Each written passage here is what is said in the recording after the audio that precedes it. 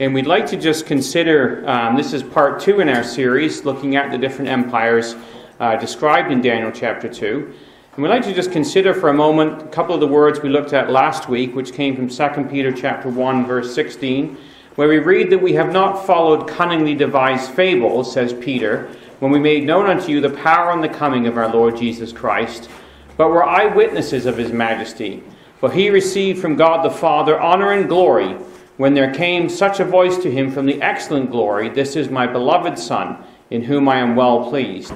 And this voice which came from heaven we heard when we were with him in the holy mount. So that's what Peter has to say, that we didn't follow a bunch of carefully cooked up fairy tales, is really what he's saying there. When they made known to the disciples and the different believers in the first century the power and the coming of the Lord Jesus Christ, but they had been eyewitnesses of his majesty. And he goes on to say that we have also a more sure word of prophecy, whereunto you do well that you take heed to, as unto a light that shines in a dark place until the day dawn and the day star arise in your hearts. And so the word of prophecy that is given to us throughout the Bible is something that is very sure and firm, and it is something that we can take great comfort in and instruction from. When we come to Daniel chapter 2, and Daniel gives the explanation of this great vision that he sees, he says in verse 28, There is a God in heaven that reveals secrets and makes known to the king Nebuchadnezzar what shall be in the latter days. And what he sees is a vision that has to do with this great iron image. So let's just read a little piece of this vision, coming into Daniel chapter 2 and verse 31. Thou, O king, sawest, and behold, a great image, the great image whose brightness was excellent, stood before thee. The form thereof was terrible. The image's head was of fine gold, his breast and his arms of silver, his belly and his thighs of brass, his legs of iron, his feet part of iron and part of clay. Thou sawest till that a stone was cut without hands, which smote the image on his feet, which were of iron and clay, and brake them to pieces. Then was the iron, the clay, the brass, the silver, and the gold broken in pieces together, and became like the chaff of the summer threshing floor, and the wind carried them away, and no place was found for them. And the stone that smote the image became a great mountain and filled the whole earth. This is the dream, and he says, we will tell the interpretation before the king. And this interpretation, of course, is the one that was given to him by God. And so he starts off and he says, Thou, O king, art a king of kings, for God of heaven hath given thee a kingdom, power, and strength and glory, and wheresoever the children of men dwell, the beasts of the field and the fowls of heaven hath he given into thine hand, and hath made thee ruler over them all. Thou art this head of gold. And we considered that head of gold last week when we considered the vision that was given to us in Daniel chapter 2, or not last week, a few weeks back. And we saw how that there was a progression of different nations. Babylon, Medo Persia, Greece, Rome, and Europe, which is the progression through history. And he begins with Nebuchadnezzar, You are this head of gold, and after thee shall arise another kingdom inferior to thee, which would be the chest and arms of silver, and then the belly and the thighs of brass, the third kingdom of brass, which shall bear rule over all the earth, and the fourth kingdom, which shall be strong for as much as iron breaketh in pieces and subdues all things. And so this image would exist until along comes the little stone. He says in verse 43, Whereas thou sawest iron mixed with clay, that's the last stage of the feat, they shall mingle themselves with the seed of men, and will not cleave one to another, as iron is not mixed with clay. And in the days of these kings, which is the toe kingdoms, the God of heaven is going to set up a kingdom which shall never be destroyed, and that kingdom shall not be left to other people, but it shall break in pieces and consume all these kingdoms, and it's going to stand forever. So our focus this week then is to look at the Medo Persian Empire, which is the chest and the arms of silver. And this is described as the kingdom that would arise after Nebuchadnezzar that would be inferior to him. Now, when we look at the kingdom of Babylon, the Bible gives us clear reasons as to why it was going to be destroyed. In Daniel chapter 5, we read, Belshazzar the great, or the king, made a great feast to 1,000 of his lords, and drank wine before the 1,000. And Belshazzar, whilst he tasted the wine, commanded to bring the golden and silver vessels which his father Nebuchadnezzar had taken out of the temple that was in Jerusalem, that the king and his princes, his wives, his concubines, might drink therein. And they brought out the golden vessels that were taken out of the temple of the house of God, which was at Jerusalem.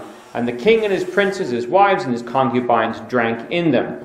And they drank wine and praised the gods of gold and silver and brass and of iron and of wood and stone.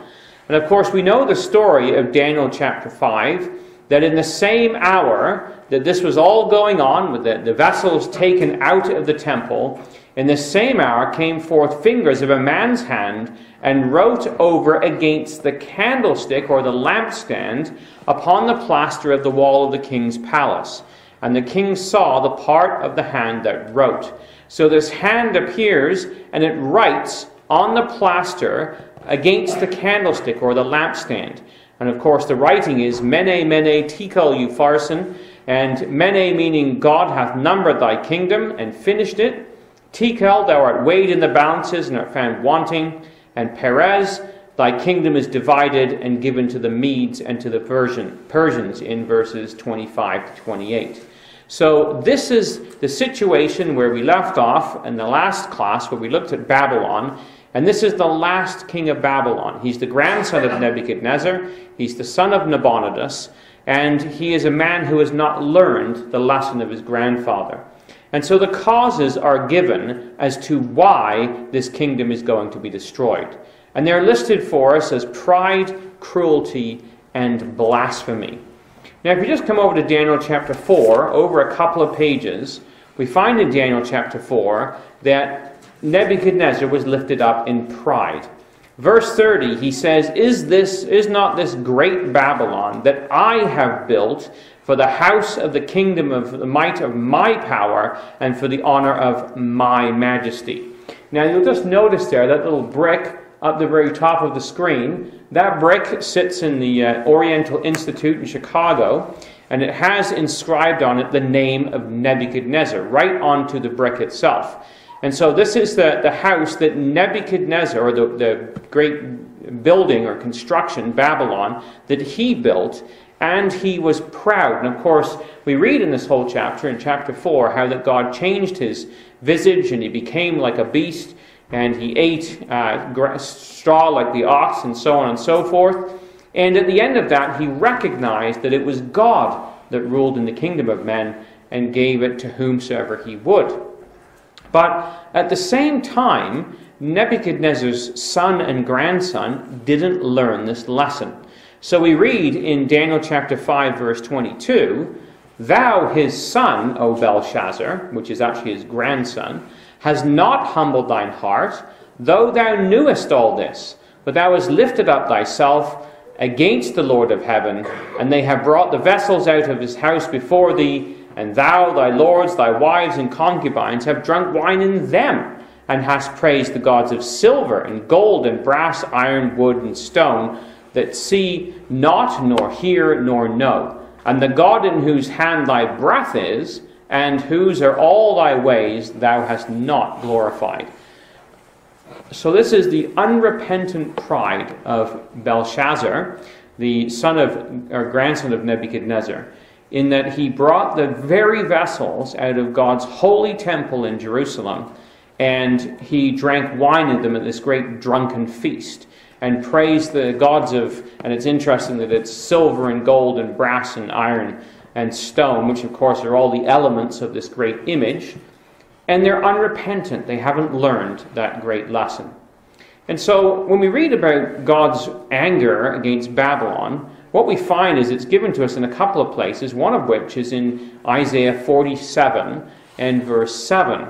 Thou saidst, I shall be a lady forever, so that thou didst not lay these things to heart, neither did remember the latter end of it. Therefore hear now this, thou that art given to pleasures and dwellest carelessly, that sayest in thine heart, I am, and none else beside me. I shall not sit as a widow, neither shall I know the loss of children. But these two things shall come to thee in a moment, in one day, the loss of children and widowhood. They shall come upon thee in their perfection, for the multitude of thy sorceries and the great abundance of thine enchantments. So God chastises the Babylonian people and their king for their pride, their unrepentant pride, and the way that they lift themselves up. Now it's also interesting that in this same chapter, verse 6, just before this, God says that he was wroth with his people, he polluted his inheritance, and he gave them into thine hand. However, this great king showed no mercy, and upon the ancients thou hast laid a very heavy yoke. And so it was a cruel and repressive power, this Assyrio-Babylonian power, that would come against the children of Israel and would destroy them. And so the destruction is also told. That's some of the reasons why God would judge them the way he did. But the destruction of Babylon is also described to us. This, of course, is the Ishtar Gate, which now sits in Berlin. And this is the gate, the very gate which Daniel would have walked through on his entrance into Babylon as a political prisoner. But just come, if you would, to Jeremiah chapter 25. Because in Jeremiah 25, God gives us there the time frame of this nation, how long it would subdue Israel. Chapter 25, and we come in at verse 11, and he says, This whole land shall be a desolation and an astonishment, and these nations shall serve the king of Babylon 70 years. And it shall come to pass, when 70 years are accomplished, that I will punish the king of Babylon and that nation, saith Yahweh, for their iniquity. And the land of the Chaldeans will I make a perpetual desolation. So the land of Babylon, or the kingdom of Babylon, is given a time frame. And that time frame is a finite period. It is a 70-year period. And after that point in time, God says that he's going to destroy it. And he's going to make it a perpetual desolation. Well, exactly who would destroy it is described to us back in Isaiah. Come, if you would, to Isaiah 13, because here great detail is given throughout Isaiah and Jeremiah of how God is going to deal with this nation, with the great Babylon. And he says in chapter 13 and verse 17, Behold, I will stir up the Medes, or the Medes as sometimes are called, against them, which shall not regard silver. As for gold, they shall not delight in it. Their bows also shall dash the young men to pieces, and they shall have no pity on the fruit of the womb. Their eyes shall not spare children. So here we see that the Medes are going to be a nation that are going to come against Babylon, and are going to show no pity to them, because as the principle of Bible truth is laid out for us, with what judgment we judge, we will be judged. And the same is true of Babylon. And so, not only does he tell them who is going to come, that it's going to be the Medes, but he actually names the very person who's going to lead them, which is in Isaiah chapter 45. So if you come over to Isaiah chapter 45, here we are given a very direct answer as to who this is going to be. Verse 1, Thus saith Yahweh to his anointed, to this man called Cyrus, whose right hand I have holden, to subdue nations before him. I will loose the loins of kings, that thou mayest know that I, Yahweh, which call thee by name, am God of Israel. For Jacob my servant's sake, and Israel mine elect, I have called thee by thy name, I have surnamed thee, though thou hast not known me. Now Isaiah is writing approximately 200 years before Cyrus would come along. And he's identifying him there. And this carving is one in Persepolis, the capital city of ancient Persia. And it is a carving of, what they believe, Cyrus himself. And so he's depicted there having multiple wings, which had something to do with the deities of which they worshipped in the day. But not only does he tell them how that Cyrus would be the one, he's from the Medo Persian nation really, but also how it would happen. Jeremiah 51, verse 13, he says, O thou that dwellest upon many waters, abundant in treasures, thine end is come, the measure of thy covetousness. Therefore, thus saith Yahweh, behold, I will plead thy cause and take vengeance for thee. I will dry up her sea and make her springs dry. A drought is upon her waters, and they shall be dried up, for it is the land of graven images, and they are mad upon their idols. So here God describes how that he's going to dry up the waters on which this great city of Babylon sits. Well, if you're still in Isaiah, he says there, this is actually not 45, it should be... No, it's the next passage I'm looking for. But anyway, we can find this verse later on. But he says this. It could be Jeremiah as well. I'll have to find it for you. But this is what he says of how he would go about doing this. He says, I will loose the loins of kings to open before him the two-leaved gates. The gates shall not be shut. I will go before thee and make the crooked places straight. I will break in pieces the gates of brass and cut in sunder the bars of iron. I will give thee the treasures of darkness, the hidden riches of secret places, that thou mayest know that I, Yahweh, which call thee by name, am the God of Israel. So here is the one who is going to come, and he says that he's going to loose the loins of kings. It is actually, Isaiah 45. I just missed the first part of the verse. So it is this King Cyrus who's going to come, and God says that he's going to open the gates before him, and he's going to break in sunder these gates. So the waters will be dried up, and the gates are going to be opened in front of him, so that he's going to know that it's God is the one who is giving him this great victory. Now if you come over to Jeremiah chapter 51, he also describes the state of the palace in this time of great calamity. Jeremiah 51 and verse 37 gives you the context. He says, Babylon shall become heaps, a dwelling place for dragons, and so on. But he says in verse 39, in their heat I will make their feasts, and I will make them drunken, that they may rejoice and sleep a perpetual sleep, and shall not wake, saith Yahweh. So here's an interesting passage. It's one of our proof passages for the immortality of the soul not being a biblical doctrine, because here these people are going to sleep a perpetual sleep. So when they die, they go into the ground and they're not going to be raised again. But he's talking about the destruction of Babylon and those that are enjoined into this great feast. He says, I'm going to make them drunk. So they'll be destroyed in their drunkenness. Now, one of the passages we'd like to look at in regards to this is back in Isaiah, and I apologize for kind of doing the dance between Isaiah and Jeremiah, but it's kind of, this is where the scriptures are. So Isaiah chapter 14, verse 12, and this is the description of Lucifer. How art thou fallen from heaven, O Lucifer, son of the morning? And of course, Lucifer simply means the day star. How art thou cut down to the ground, for thou didst weaken the nations. And when you look at this, you say, well, what is this talking about? Now, if you just glance back at verse 4 in chapter 14, he says, take up the proverb, this proverb against the king of Babylon, and say, how the oppressor ceased, and the golden city ceased. The Lord hath broken the staff of the wicked, and the scepter of the rulers. So this is a proverb against the king of Babylon, and he describes him as Lucifer, like the day star.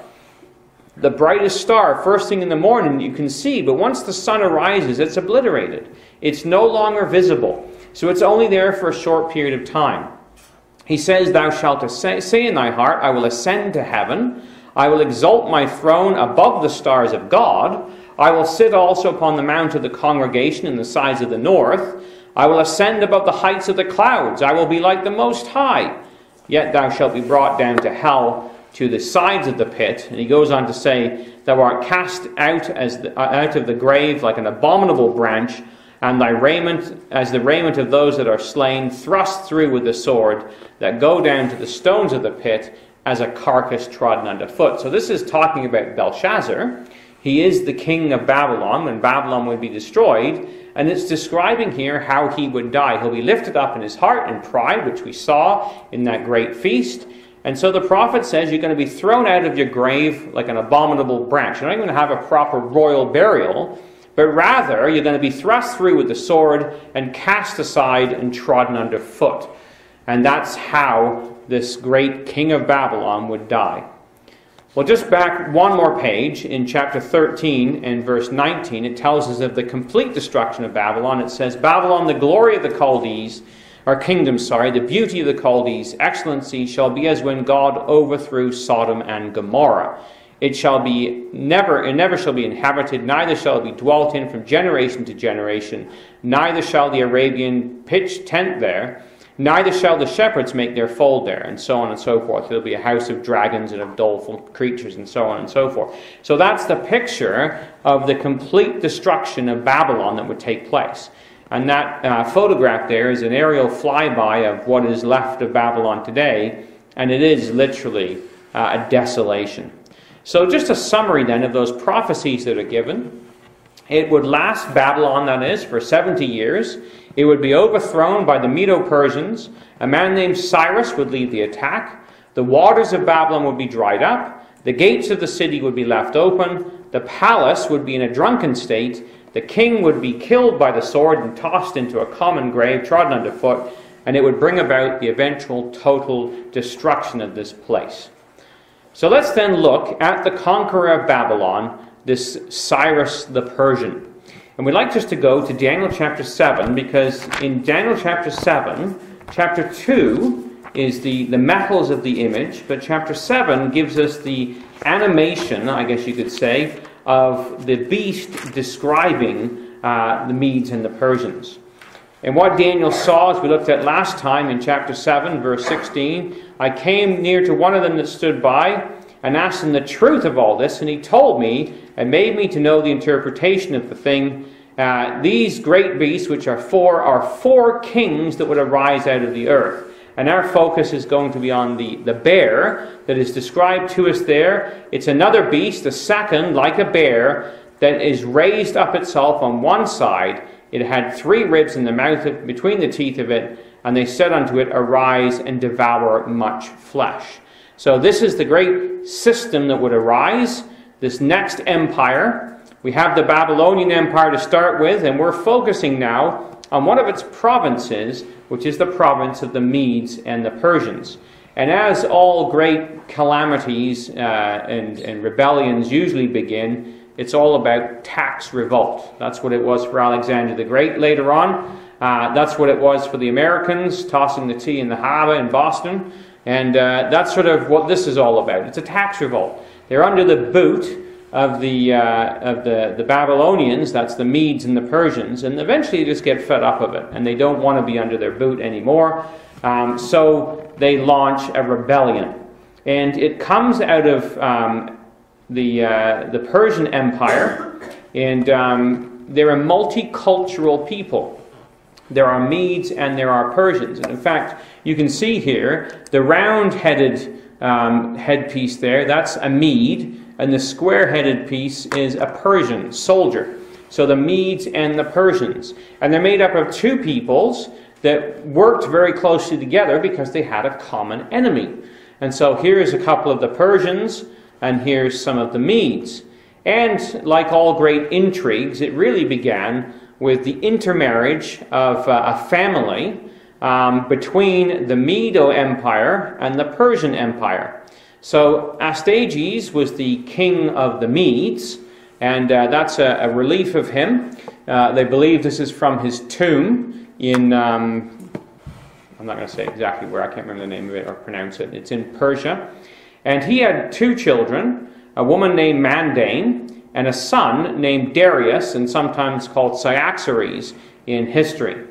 And Mandane was married off as a political alliance to Cambyses, the king of the Persians. And their son was Cyrus, who would be eventually the king of the Medes and the Persians. So this political marriage is 2 dynasties coming together, 2 empires, united in the man Cyrus. And so the Medes and the Persians, as they're depicted here, 2 very distinct nations, became one united in revolt against the Babylonians. And so it was that Cyrus set off to Ecbatana. He leaves, it wasn't actually Persepolis, but we're going to call it Persepolis per se, that the capital city hadn't been built yet. And he travels up to a place called Ecbatana. That was the capital city of the Medes. And he picks up his uncle there, Cyaxares or Darius. And his uncle's much older than he is, obviously. He's about 60, and Cyrus is somewhere around the age of 30.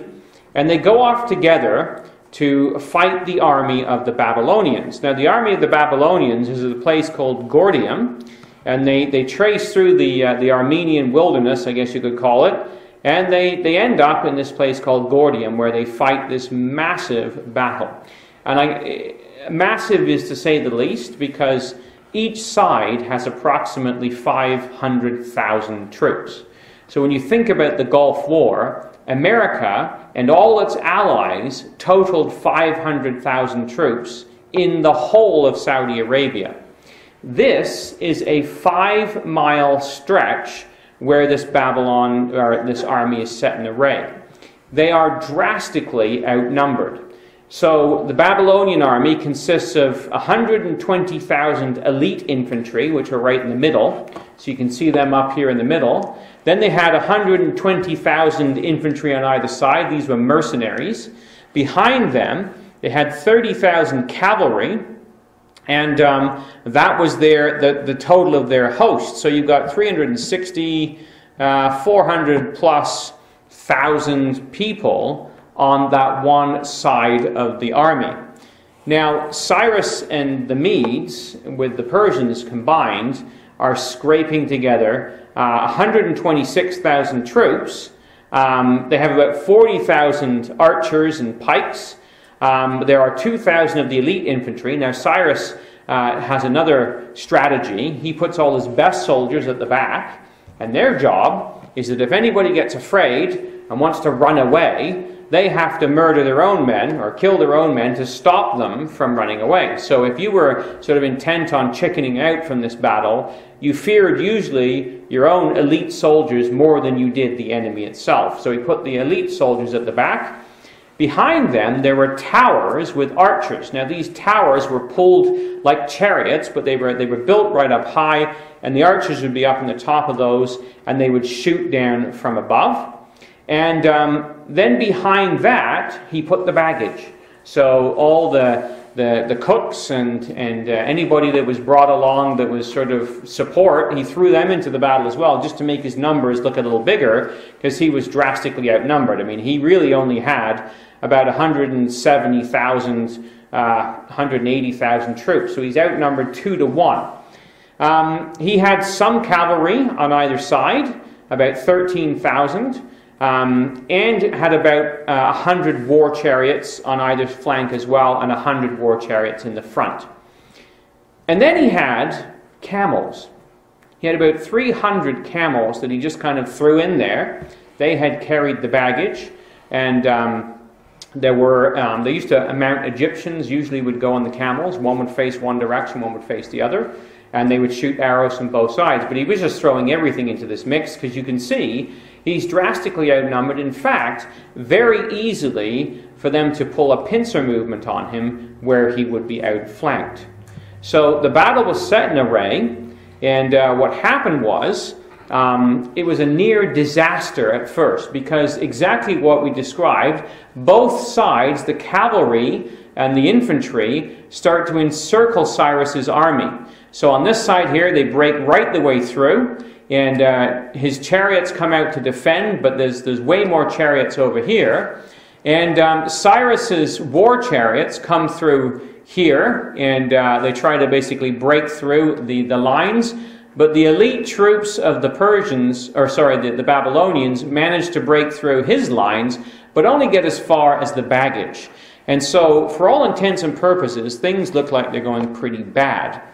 However, the secret weapon to all this, and this is how God works, is the camels. The 300 or 200 camels, can't remember exactly how many there was. It was about 200 or 300. They went out first against the cavalry. Well, Cyrus's army had been marching with these camels for some time. And it is a well-known fact that horses cannot stand the smell of camels. And so when these camels, which are rather funny-looking things anyway, that make some rather revolting noises, as they come charging out at the chariots, the chariot horses, the cavalry all here, turn around and absolutely in panic, the horses that is, turn back and overrun their own soldiers, because these camels that have come against them have terrified them, and they stampede back over their own soldiers, and they flatten all these guys here, so that Cyrus is able to make a pincer movement and bring his guys around and cover them at the back.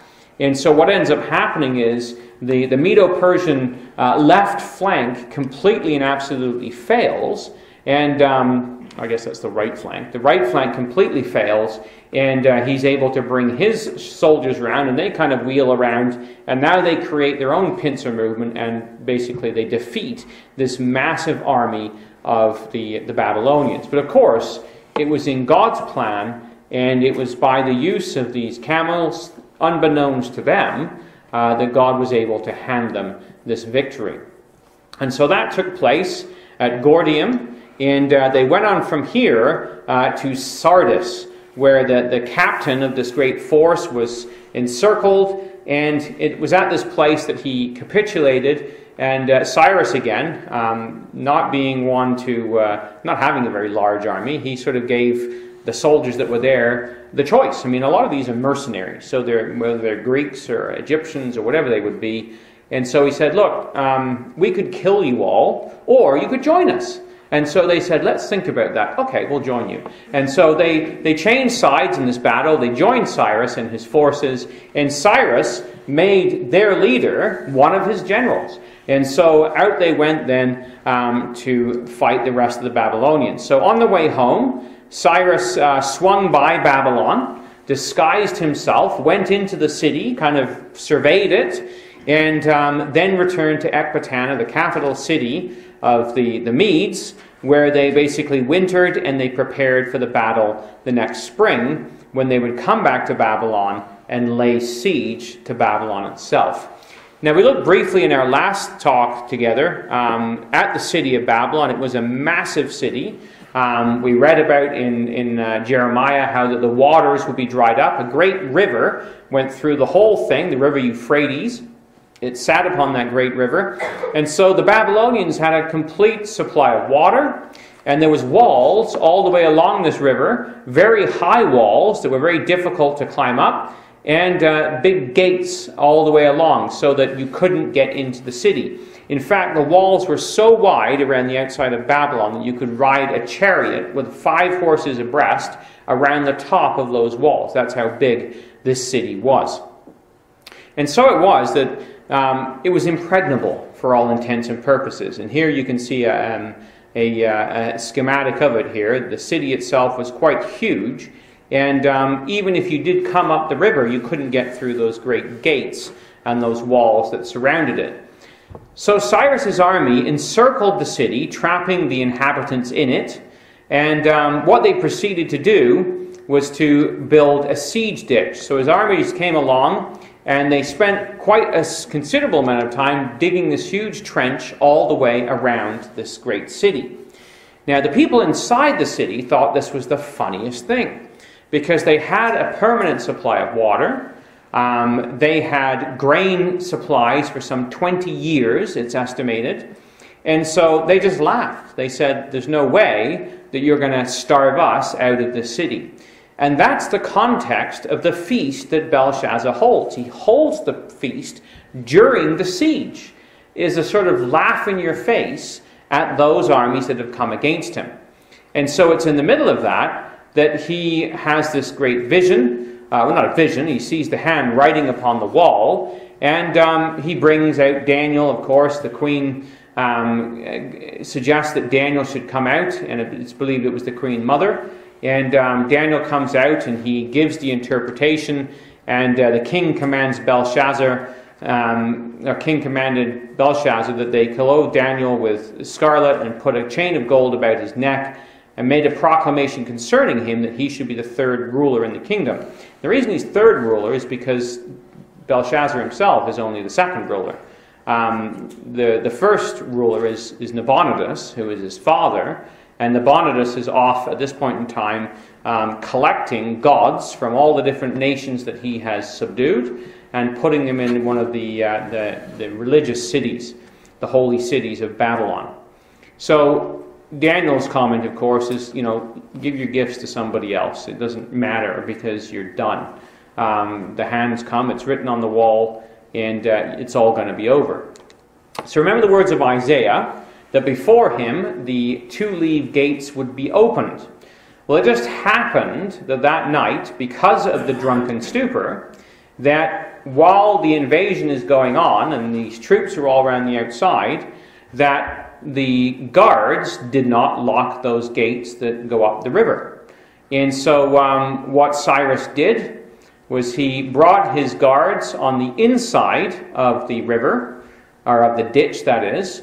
Instead of usually on a siege, you would stand on the other side of the ditch and nobody can escape. And the idea is anybody tries to, you either murder them, capture them, or enslave them, or whatever you're going to do. But he puts his soldiers all on the inside of the ditch. And remember the words of Jeremiah, that her sea would be dried up. He would dry up her sea and make her springs dry, bring a drought upon her waters. So what Cyrus did was actually, these are not siege ditches. Their job was to take the waters. He diverted the water so that they would run around the outside of the city, and then they could walk up through the channel of the dry river bed now and go inside the city, which is exactly what they did. And so in Daniel chapter 5, at the end of the chapter, it tells us that that very night that this all had taken place, with the handwriting upon the wall in verse 31, in that night was Belshazzar, the king of the Chaldeans, slain, and Darius the Median took the kingdom, being about 62 years old. And you say, well, how come it's Darius the Median, since it was Cyrus the Persian that brought about this whole attack? Well, it's Rollins, in his book, The Ancient History of Babylon, and it's Rollins' Ancient History, and he deals with Cyrus and Babylon and Alexander. He tells us, he was the one who gave us that family tree, that Darius was Cyrus's uncle. Cyrus is a young man, he's very ambitious, and he's off conquering, and Nabonidus is still out on the lam. He still has to be taken care of. So he installs Darius, his uncle, who's 62 years old, in Babylon to rule from there. And he says, you rule Babylon, I'm off to take care of the rest of the empire. And so it is that Darius comes and becomes the king over the Babylonians for a period of time. So just over time, though, that river that had been diverted around the outside the city ate away at the foundations, and the city pretty much collapsed. It became a swamp for a period of time. And today it is literally a ruin, and there is nothing much left of it. In fact, I meant to find the slide. I've got it of Iraq, where Saddam Hussein was rebuilding this, trying to build an amusement park there and make it a tourist destination, and had some great big statues of himself dressed up like Nebuchadnezzar. Of course, that all went south with the Great Gulf War.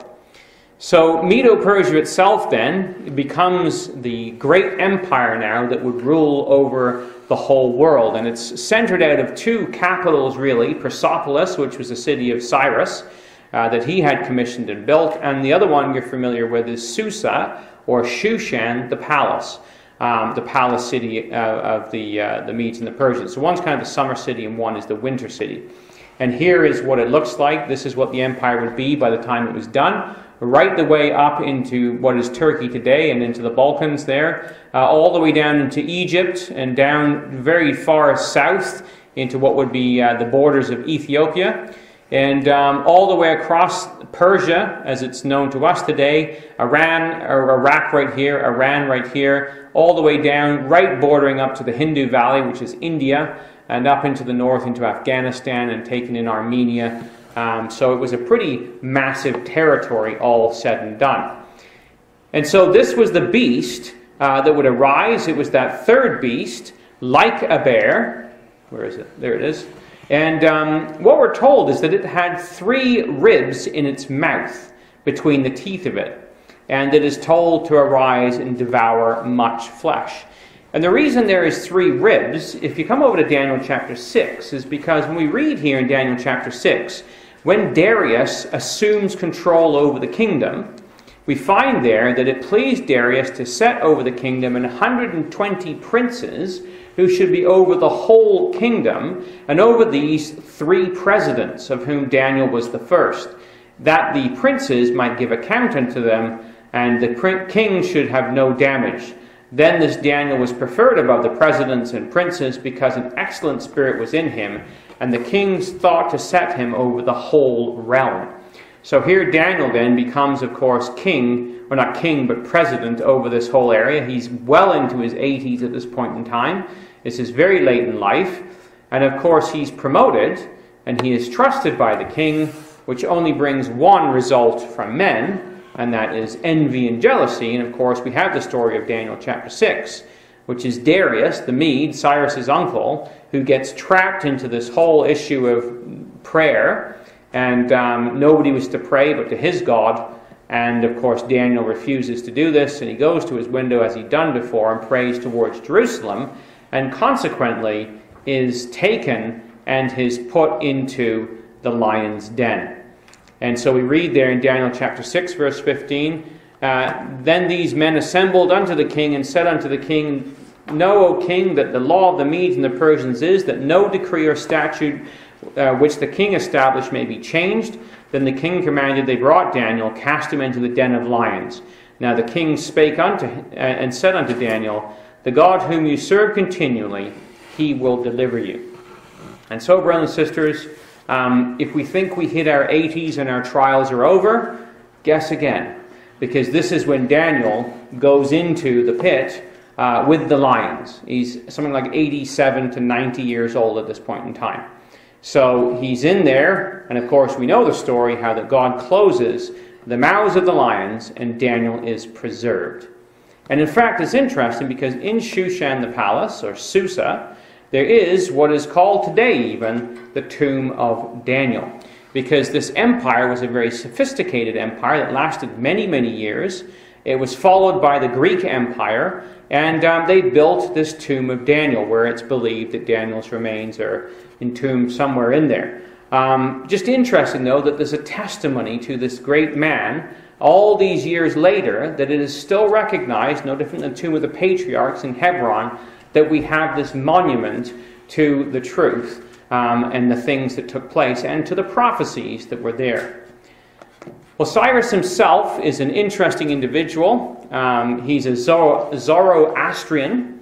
It's the religion of the Persians, and it's alive and well today. There are still Zoroastrians.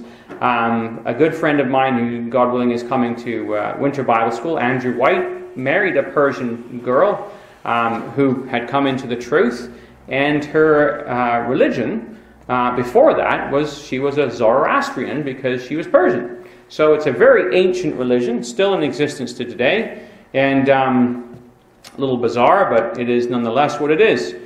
Darius, though, the Great, this is his tomb. It's quite a massive construction, carved out of the wall, similar to the Nabateans did down in Petra, and it stands there as a testimony to Darius the Great as well. And there are other kings that have their tombs there as well as Darius. So it's very interesting, though, that Cyrus, of course, who would then become king following the death of Darius, would put together a decree to send the people back to the land. And this was found in Cyrus's tomb near Persepolis. And he says, I am Cyrus, king of the universe, the great king, the powerful king, king of Babylon, king of Sumer and Akkad, king of the 4 quarters of the world, son of Cambyses the great, king of the cities of Anshan. When I went as harbinger of peace, that is, into Babylon, I founded my sovereign residence within the palace amid celebration and rejoicing. My vast troops were marching peaceably into Babylon, and the whole of Sumer and Akkad had nothing to fear. I sought the safety of the city of Babylon and all its sanctuaries.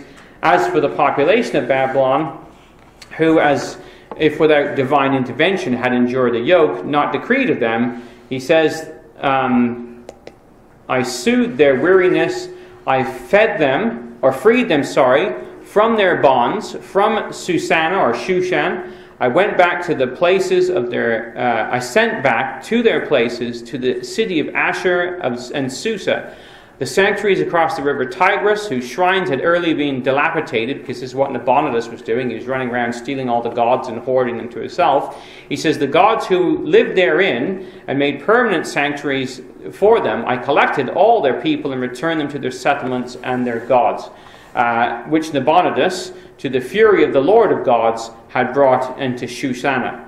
And at the command of Marduk, the great Lord, I returned them unharmed to their cells in the sanctuaries that made them happy. May all the gods that I return to their sanctuaries every day before Bel and Nabu ask a long life for me and mention my good deeds.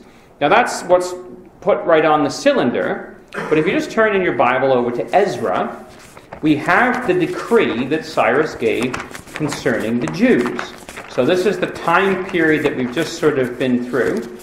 And if you look at Ezra, in chapter 1, we find there, it's the first year of Cyrus, the king of Persia, that the word of the Lord by the mouth of Jeremiah might be fulfilled. The Lord stirred up the spirit of Cyrus, king of Persia, that he made a proclamation throughout his kingdom, and put it also in writing, saying, Thus saith Cyrus, king of Persia, Yahweh, God of heaven, hath given me all kingdoms of the earth, and hath charged me to build him an house at Jerusalem, which is in Judah.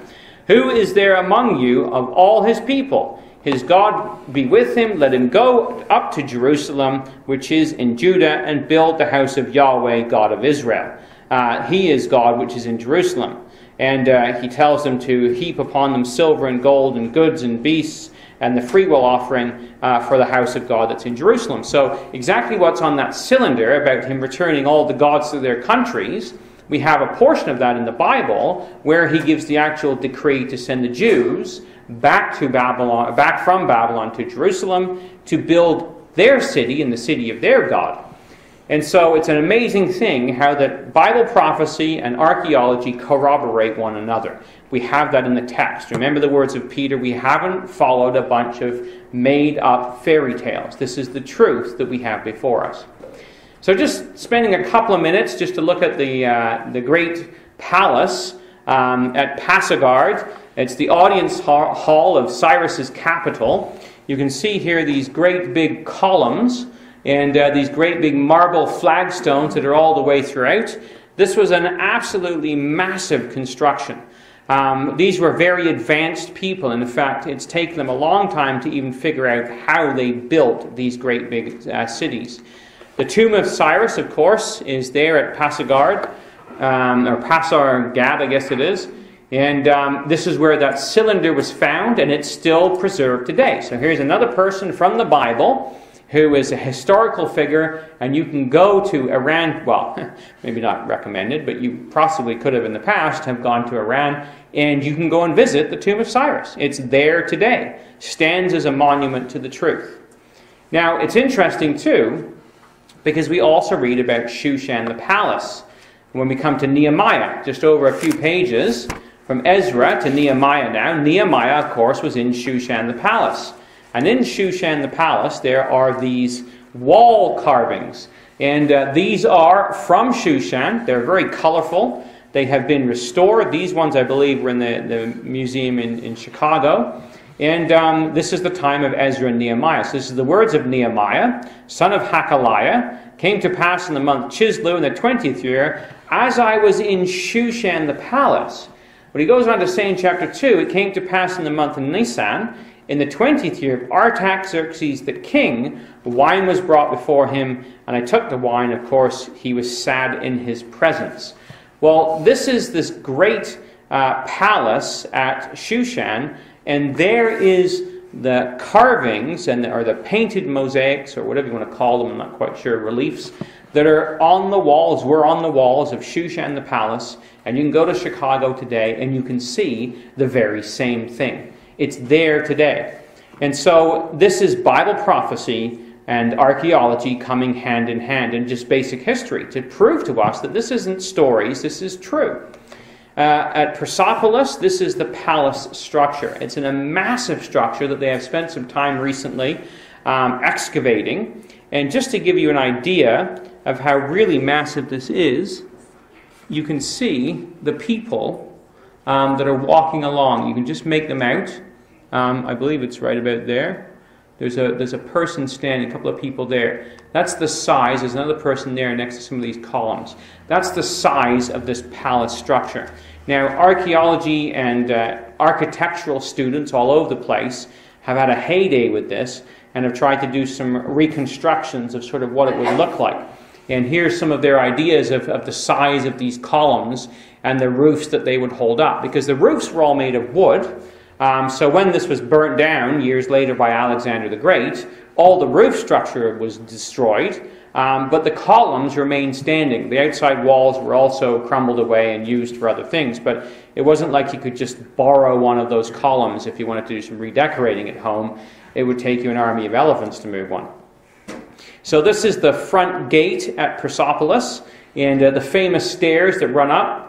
And this is a reconstruction of what the gate would have been like. There's two of the bulls that they believe would have stood there. The Gate of the Nations is what it's called. And there's a different depiction of the same thing. But if you go to Persepolis today and you walk around, you can see it. It's preserved. And here's just to give you an idea. Here's one of the bases of these columns that sit at the entrance of this. And that column itself is about 4 or 5 feet tall. Here is a soldier standing beside it, just to give you an idea of the size of the base. Well, into that went the massive column itself. So these were absolutely colossal structures. The royal harem, remember, of course, that Esther was taken to the royal harem. This was at Shushan, the palace, in the days of Ahasuerus, who reigned from India to Ethiopia, over 127 provinces. And it was in the days of Ahasuerus, who sat upon his throne of his kingdom. He was in Shushan the palace, and all the princes of the power of Medes and the Persians came to him into this great feast that had taken place. So here's the Gate of the Nations, which is still standing today. And here is a reconstruction of it to give you an idea of the size of those beasts as they are there. So this is a massive construction of immense proportions. And in fact, if you were to go to Chicago, this is the great horse head, one of the horses, and I'll just show you where they sit. There are some of them here. There's like these great big horse heads that sit on top of these pillars. If I can just find one of the... I might not have it. There they are. Sorry, next one. At the very top of the columns, there are these massive heads that sit at the top of those columns. And they were painted, of course, later on. But this will give you an idea, and there's some bull's heads there as well. Just a minute. There's a way of skipping by all of this, but I haven't quite figured that out in this new version. There they are. So that's in Chicago. And you can just see Shaphan, who's standing on the ground at the bottom there. That's the size of this massive construction. And this, it's actually not a horse head, it's the bull head that we saw there. So these are the bulls from Persepolis. So it just gives you an idea of what you're dealing with. And just, by the way, here's an incidental thing. In the Chicago Institute, one of the things that they dug up was this ram's head. And it was one of the deities of the Persians was a ram, and they wore this headdress. And it's very similar to the headdress that Cyrus was wearing in that depiction of him on the wall with the wings. It's a ram, though. That's how they depicted themselves. So when you think of the Americans using the eagle, well, the Persians used the ram. And what does the Bible use in Daniel chapter 8 when it wants to depict the Persian Empire versus the Greek Empire? It uses a ram with 2 horns. one lifted up on one side more than the other. So there is the picture of the Persians. So when we come to the Bible, and when we look at these things and we read the stories of Esther and Nehemiah and Daniel, these are real places, and you can go to these places today. Maybe, not right now. But I know Brother John Ramsden has visited many of them when he was a much younger man and traveling through the Middle East, and actually was able to go to these places and take pictures and, witness firsthand some of these great archaeological sites that are a testimony to the truth of the Bible. But of course the story doesn't end there, because in Ezekiel chapter 38, there's a mention once again of Persia. Just come to Ezekiel chapter 38. Now this is the latter days, because remember, Daniel chapter 2 is about the vision of what the king would see in the latter days.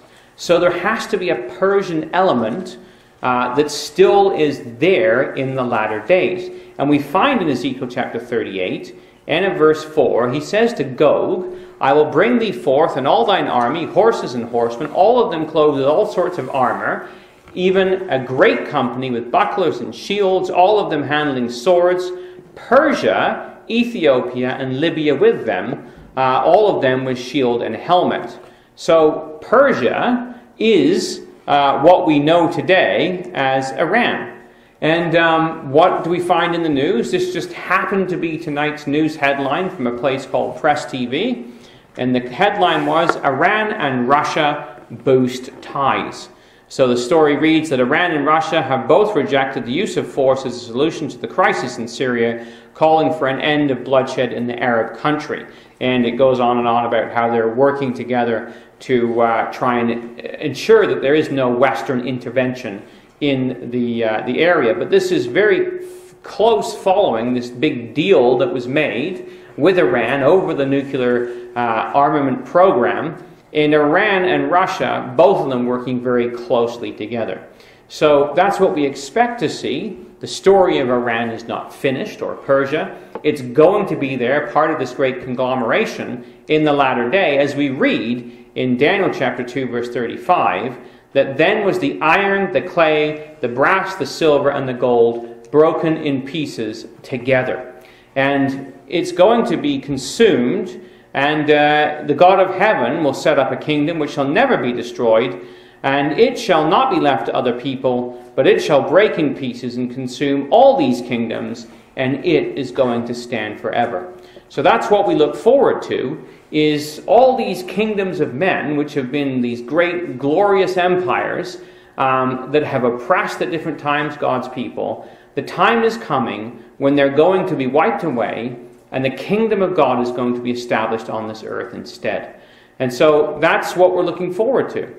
How do we know that it's true? Well, because the words that he's spoken about, all these empires throughout the ages, have come to pass in great detail, described for us, laid out for us, and history and archaeology both stand as a testimony to them, and even prophecy current, where we see Russia and Iran pulling together and uniting themselves against the West and against Israel. So we can be assured then, as Peter told us, we haven't followed cunningly devised fables. These aren't a bunch of stories, but we have the clear and absolute Word of God laid out for us that we can put our trust and our confidence in. So God willing, next year, I guess it will be by now, we'll look at the Greek Empire and see the story of Alexander the Great as he comes to mop up the rest of the Medo Persian Empire and bring about the next in the series, which is going to be the belly and the thighs of brass, or the four-headed, four-winged leopard. So God willing, that will be, if we're still here by then, and the Lord Jesus Christ hasn't returned next year, when we will consider that subject.